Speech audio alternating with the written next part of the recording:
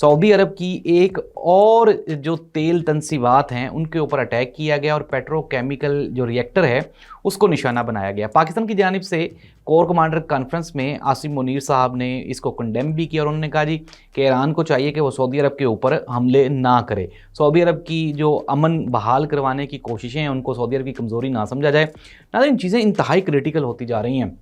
और अगर हम ईरानियों की बात करें तो अब्बास अराक्ची ने आज भी कहा, उन्होंने कहा कि ये टारगेट किलिंग कर रहे हैं अमेरिकन और इसराइली ईरानी जो लीडर्स हैं उनकी।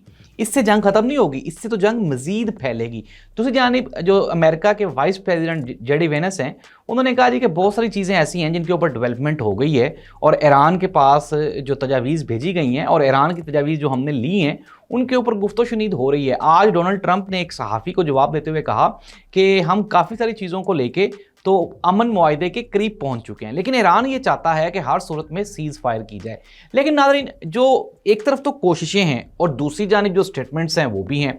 अब डोनाल्ड ट्रंप ने आज कहा जी हाँ जी मैंने निकाली हैं गालियाँ, मैं तो ऐसे ही करूँगा, जो करना है मेरा कर लें। अगर इस तरह से होना है तो फिर ये तो जहनी बीमारी है ना। आपके पास अगर अच्छी ज़ुबान नहीं है, अच्छी गुफ्तगू करने का आपको ढंग नहीं आता, तो फिर आप मैटर्स को किस तरह ज़ुबानी कलामी सॉर्ट आउट करेंगे।